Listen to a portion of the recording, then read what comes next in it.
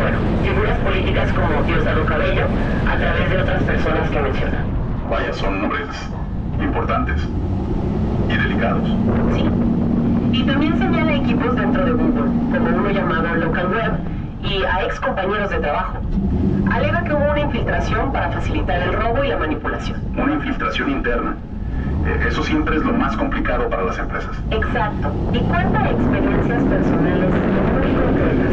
Encuentros con ciertas personas, él da nombres: Gillian Walsh, David Shackler, Salvador Méndez. Y eventos específicos que él interpreta como parte de toda esta operación. O sea, él conecta los puntos de su propia experiencia con esta trama mayor. Sí, y dice que la operación no solo buscaba NavBoost, sino también una tecnología que él estaba desarrollando. Se llamaba KOL-Mobile. ¿Y qué era eso exactamente? El documento no lo detalla mucho, ¿verdad? No mucho, pero ¿qué podrías inferir tú?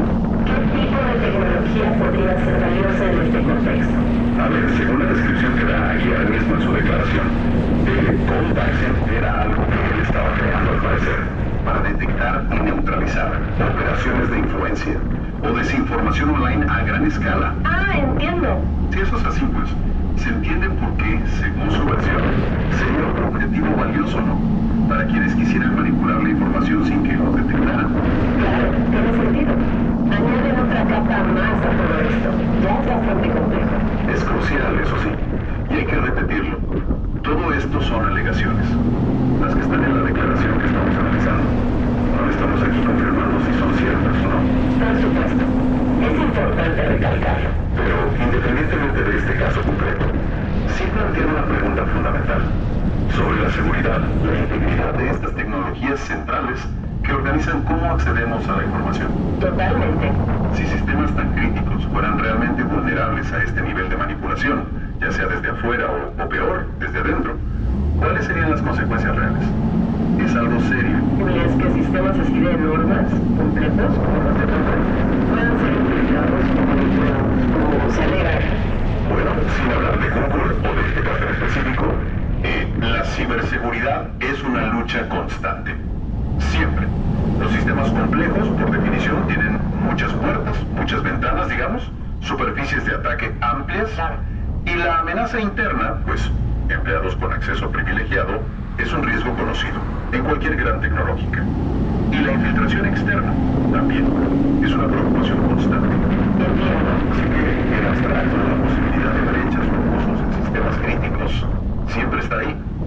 Las empresas invierten muchísimo, precisamente para prevenirlo. Ahora, la escala y el éxito de la manipulación que se alega aquí, eso sí sería algo extraordinario, muy fuera de lo común. Entendido. Entonces, al final del día, ¿qué nos deja todo esto? El testimonio nos deja con una idea, pues, inquietante, ¿no? Sí. Que esta infraestructura invisible que usamos todos los días, que da forma a nuestra experiencia online, podría ser, según estas alegaciones tan graves, un campo de batalla. Por el control y por el dinero, a una escala masiva, una lucha por quién demuestra qué cosa y por qué te la muestra. Exacto. Y nos lleva a pensar más allá de este caso. ¿Qué otras joyas de la corona digitales, qué otros sistemas clave que usamos sin pensar podrían ser vulnerables? Y sobre todo, ¿qué significaría para todos nosotros si quienes buscan manipularnos tuvieran éxito? Definitivamente es algo en que pensar. Welcome, curious minds, to the deep dive. We're picking up players today on something pretty extraordinary. Forget the ordinary. We're plunging headfirst into a story, well, a claim really, that's been called the greatest heist in software history. A pretty bold statement. It really is. We're talking about this idea that maybe, just maybe, beneath the surface of executives every single day, there's this huge network. We're operating like right out in the open, almost pulling strings, controlling information, thinking faster. Exactly. And it's not just about tech giants and code. This story gets personal. We're talking about alleged IP theft, yeah, but also manipulation, even claims of physical harm.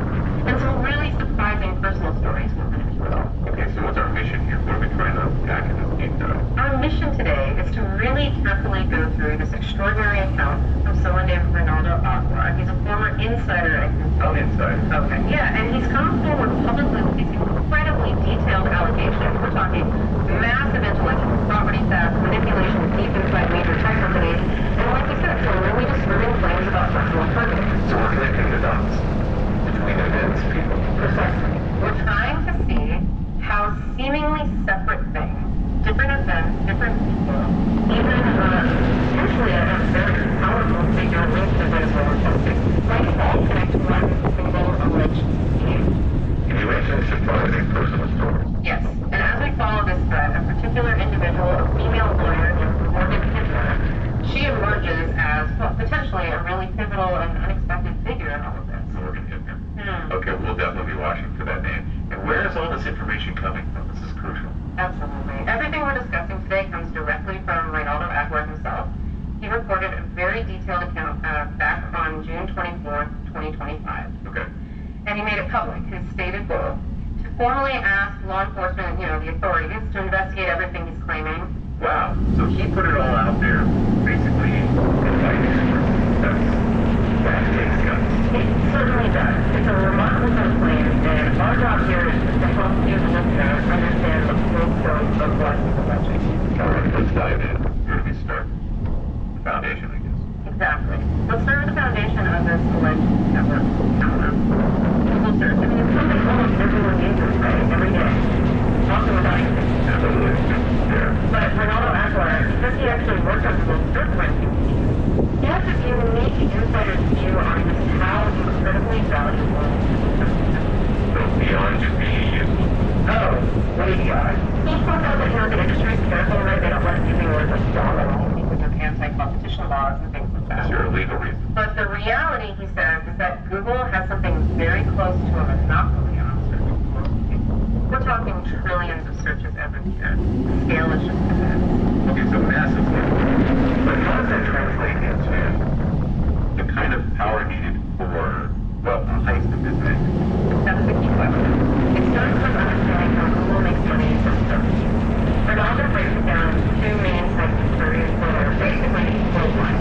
Full line. Okay. The first type, and this is the main engine for Google search's revenue, are shopping queries. Right, like when I search for new running shoes or desktop eBay. Exactly. You're signaling you want to buy something. And online merchants, advertisers, they are desperate to get your attention right at that moment. So they pay Google. They pay Google a lot for clicks, for showing up high in the results, for getting you to their site to make a purchase.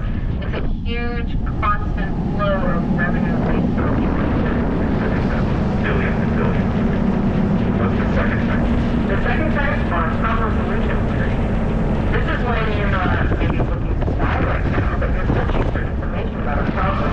And the solution often is a product or a service. Like searching how to fix a leaky tap or symptoms of flu. Precisely.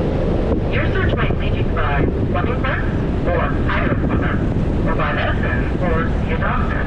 It's maybe less direct than a shopping query, but it still channels users towards things that make money.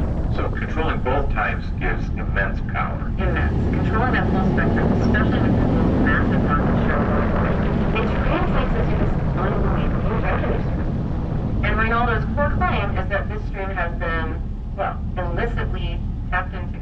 Diverted. Illicitly diverted. Okay, so then it gets darker, right? You mentioned something else, the second angle. Yes. And this is where Reynaldo's account takes a really unsettling turn, moving beyond just the money. He suggests these shopping queries, the ones where you're looking to buy things, aren't just about revenue. What else could they be about? He alleges they present an opportunity for what he calls this criminal network to introduce something into users' homes. He literally says a bug, a device, something, a tracker. Wait, like physically into your home through something you bought online. That's the chilling implication here. It adds this layer of potential personal risk, physical intrusion, just from online shopping. It suggests your buying habits could be, well, a vulnerability. Yes. Okay, so building on that, he then talks about something he observed, a split query. Yeah, this is a key observation he made about 2 years prior to reporting his account.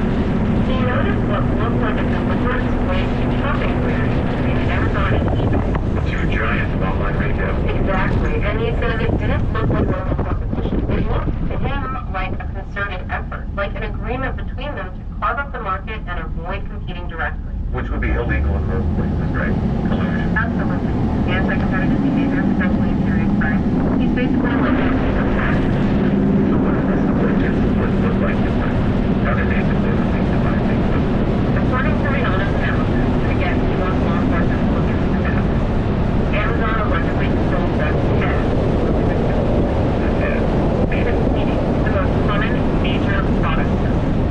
If you search for popular items, then you filter out, say, Wikipedia or the manufacturer's own site. He claims Amazon's pages just dominate the top results. Amazon gets fixed up. What about eBay? eBay, he alleges, along with this whole network of companies that supposedly control like G, Craigslist, he mentions over 50 others they dominate this niche. The tail, like the niche stuff. Yeah, the more specific, less common, long-tail search terms, unique items, collectibles, stores. So this clear vision, Amazon for the head, eBay for the tail, he sees that as proof of an orchestrated climate, not just a market. And if this is happening, what about people? Are they just letting it happen? Or worse? This is where Renona's insider perspective becomes critical. He points to something he sees as a huge red flag. The apparent failure of Google's own shopping product, Google Shopping. You mean like when you search, you sometimes see those picture results? Sometimes, yes, those widgets. But he argues that if you look at the main organic web results, Google shopping pages themselves rarely rank high. He calls it a failure in terms of visibility and metrics. Okay. And how does that compare to Amazon and eBay? That's the point. He contrasts this failure with the alleged dominance of Amazon and eBay pages in those same organic results. For him, this discrepancy smells like internal compromise within Google. Like Google is somehow helping Amazon and eBay rank higher than its own product. That's the implication. He believes his background on the ranking team allows him to, quote, reverse engineer these mechanisms to see the fingerprints of manipulation. It's not just Google shopping failing, he argues. It's a sign that the system itself is potentially rigged to benefit this alleged network. Rigged from the inside. Wow. Okay, so the system is compromised. How? This leads us to Nav, right? Google's jewel in the crown. Exactly. Now, Rinaldo describes it as a very important signal within Google's search system. He's careful, respects IP, but says its importance is basically well known. It's fundamental.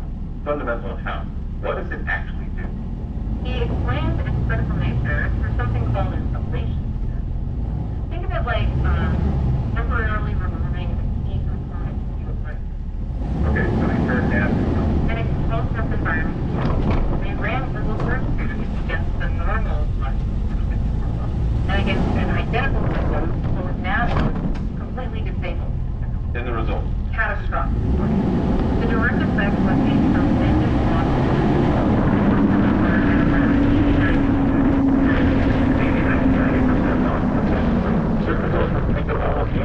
pretty much. Imagine searching for something specific and getting mostly irrelevant junk back. That's the kind of success. But it gets worse. He has some second order effects for long-term damage. Now there's just apparently searching for things like spam detection, feeding data into offline systems that cleanup services. So without it, spam would just flood the system. Over time, yes. He says it would be a disaster for the precision of the system. Basically, Google search would break down. Measuring that full long-term impact is hard in this, but the experiment proves NavBoost is absolutely doable, using tons of different ways beyond just basic search ranking. Mission critical. The heart of the engine. And this is what he claims was stolen. That is the core of the high sound. This vital code, the jewel of the crown, was, in his words, stolen from this criminal network. How could something so protected be stolen? Potentially from his own Google work computer, who was working on a project that used NavBoost. Okay. And perhaps more significantly, via agents inside the company, engineers with direct access to the code allegedly working for the network. Insiders. That makes sense, unfortunately. And who benefited from this alleged theft? He points directly at a company called Leona Technologies. Leona Technologies. Yeah. Never heard of them. Right. But he alleges that getting this NavBoost code gave Leona the power to essentially attack and manipulate search results in any way they wanted. What it is? How would they manipulate results? He claims they could change results on the fly, make specific widgets appear or disappear, even remove results entirely. They allegedly used widgets like Wikipedia, major content sources, and their own text, all backed by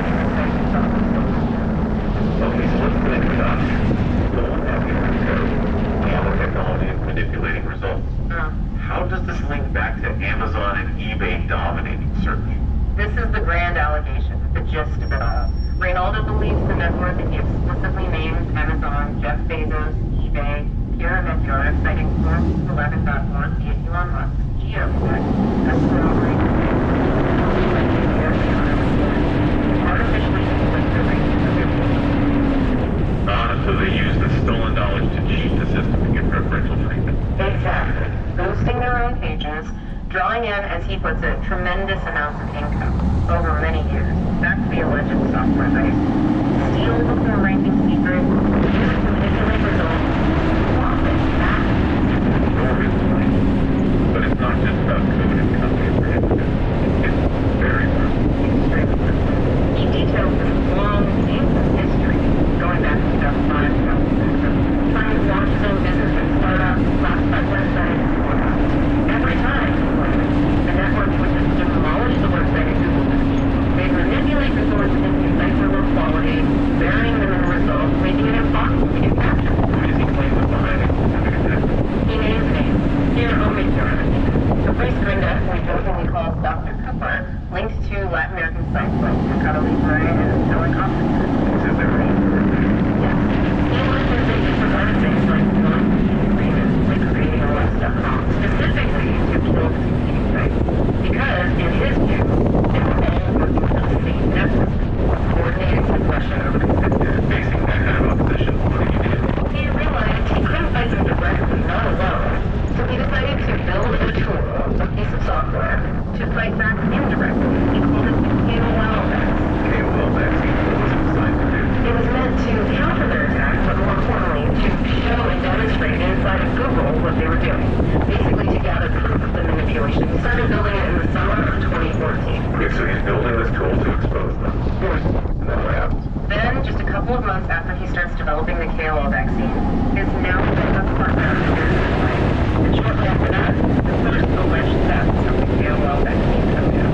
First theft. How did that allegedly go down? He rented his apartment and tried to set on Airbnb during his condo shop. Reynaldo claims Shotwell completely trashed the apartment and essentially stole the code that was in Reynaldo's computer. KOL vaccine. Stole from his own computer. Does he have any proof of Shotwell? Or that it's connected to the network? He points to what he calls evidence from Elon Musk's GX011127. He claims Shotwell worked there as a director at a Moscow technical university involved in cybersecurity and intelligence. So it's connecting a link to Russia with larger operation. That's the implication Reynaldo draws, that this wasn't just some random break-in or vandalism. It was a targeted operation to steal his counter-surveillance tool, potentially linked to a state actor. Okay, Pavel Shotwell, the alleged code theft. Now, where does this lawyer, Morgan Hippner, come into the picture? This seems like a key moment. It absolutely is. Reynaldo says that when he first met his former partner, the one who appeared shortly before the Shadowlog incident, she told him she'd recently divorced a man named Salvador Mendez. Okay, a recent divorce then. But then, later on, his former partner told him why she hired her current lawyer, Morgan Hippner. And Reynaldo describes Hippner as a criminal lawyer who he alleges is involved in the kidnapping of his own son. Wait, the same lawyer? The one involved in the alleged kidnapping is the one she hired to do that? Because Hippner had represented her 11 years earlier, back around 2014, in her divorce from Salvador Mendez. Wow, okay, the same lawyer bridging that gap in time. That definitely raises eyebrows. It certainly raised Reynaldo's suspicions. This led him to develop his orchestrated divorce theory. Orchestrated divorce, what is that?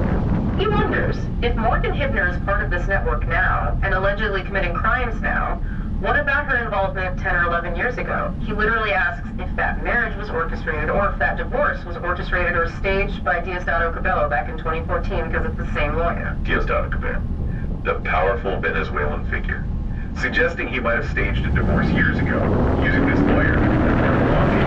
That's precisely the explosive theory Reynaldo puts forward for investigation. That the divorce itself might have been a strategic setup. And are there other weird things about this ex-husband, Salvador Mendez? Reynaldo outlines several instances. First, he never met the guy, never even saw a picture. Then, his former partner gives him a photo, supposedly of Salvador from summer 2014. Reynaldo runs it through his body health framework, machine learning analytics and analysis. Salvador Mendez was born in 1974, so he should have been 4 years old. The guy in the photo, Reynaldo's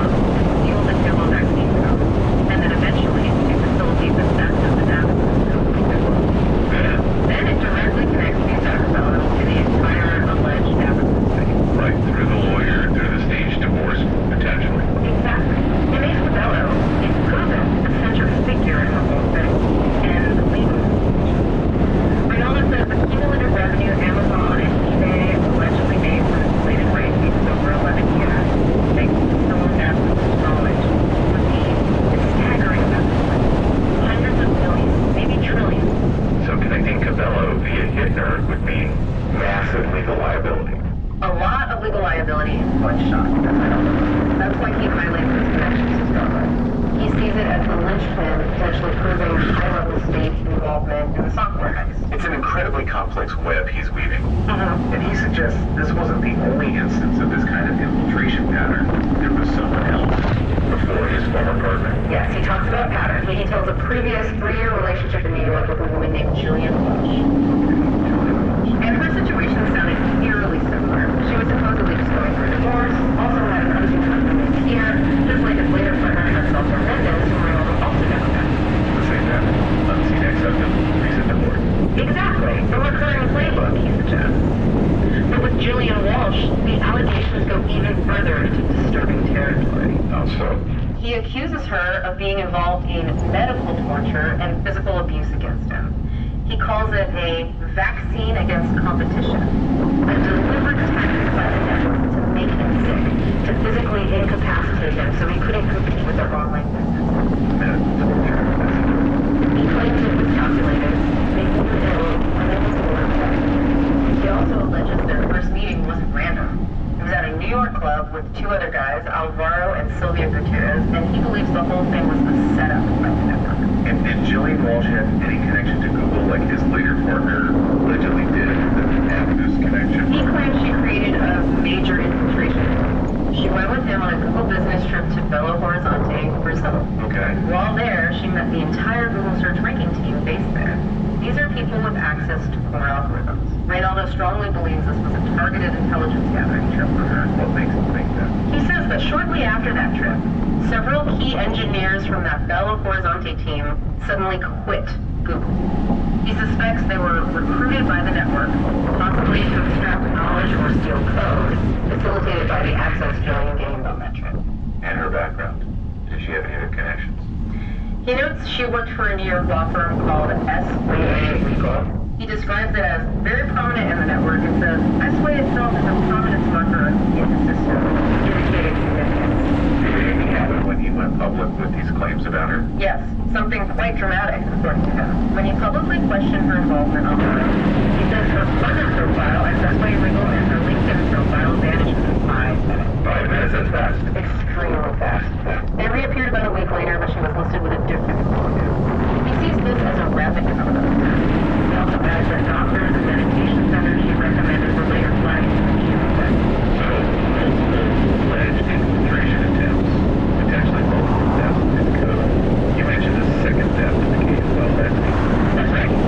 He describes another incident involving a man named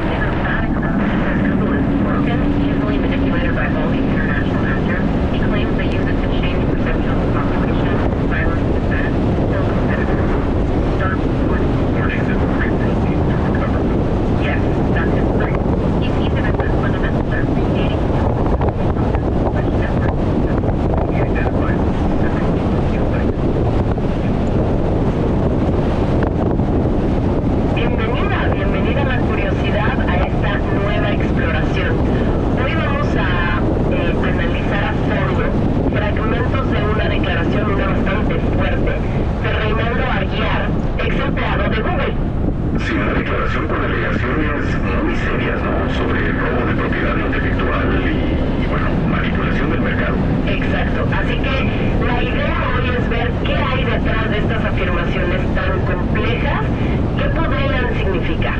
Vamos a meternos en esto. El corazón de todo, según este testimonio, es un sistema interno de Google.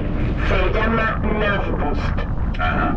Lo describe como, bueno, fundamental, vital para que los resultados de búsqueda sean precisos. Entiendo. De hecho, fíjate que menciona experimentos internos donde, al parecer, si quitaban NavBoost, la precisión caía casi un 90%. 90%. Muchísimo. Eso te da una idea del peso estratégico que tendría ese sistema. Totalmente. Si un solo componente tiene, digamos, esa influencia tan decisiva, quien lo controle o simplemente entienda bien cómo funciona por dentro, tendría una ventaja competitiva o manipulativa enorme.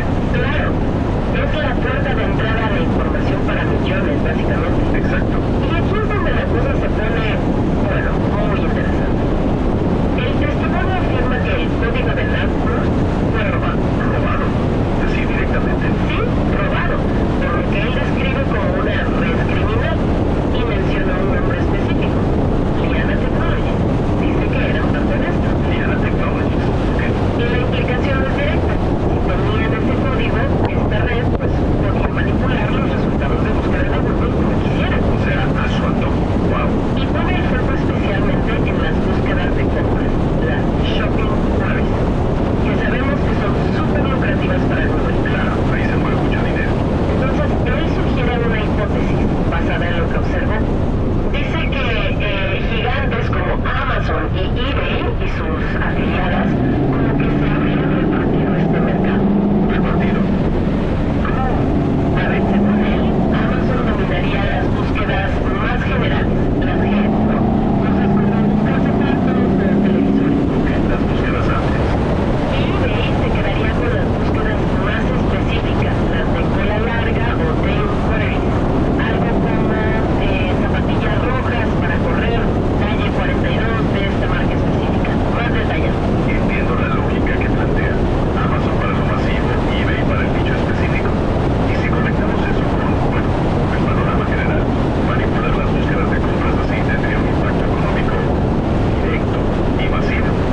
Claro. Permitiría dirigir flujos de ingresos gigantescos, comprando la visibilidad de unos vendedores sobre otros. Y según postula él en el documento, esto fue posible por el conocimiento que obtuvieron del código de NavBoost, del robo. El impacto sería tremendo. Y el testimonio va más allá, ¿eh? Implica a varias figuras conocidas, entidades. ¿A quiénes menciona? Pues nombra a Pierre Omidyar, el fundador de eBay, e incluso sugiere conexiones indirectas con, bueno, figuras políticas como Diosdado Cabello, a través de otras personas que menciona. Vaya, son momentos importantes y delicados. Y también tenía equipos dentro de Google, como llamado Dockerhood, y a ex compañeros de trabajo. Alega que hubo una infiltración para facilitar el robo y la manipulación. Inflación interna. Eso siempre es lo más complicado para las empresas. Exacto. Y cuenta de experiencias personales muy concretas. Te encuentras con ciertas personas, él da nombres, Lilian Welch, Pablo Chatilo, Salvador Gómez, y eventos específicos que él interpreta como parte de toda esta operación. O sea, él conecta los puntos de su propia experiencia con esta trama mayor. Sí, y dice que la operación no solo buscaba NavBoost, sino también una tecnología que él estaba desarrollando. Se llamaba Taxi. ¿Y qué era eso exactamente? El documento no lo detalla mucho, ¿verdad? No mucho, pero ¿qué podrías inferir tú? ¿Qué tipo de tecnología esta red pues podía manipular los resultados de búsqueda de Google como quisiera? O sea, a su antojo. Wow. Y pone el foco especialmente en las búsquedas de compras, las shopping queries, que sabemos que son súper lucrativas para Google. Claro, ahí se mueve mucho dinero. Entonces, él sugiere una hipótesis basada en lo que observó. Dice que gigantes como Amazon y eBay y sus afiliadas como que se habrían repartido este mercado. Repartido. A ver, según él,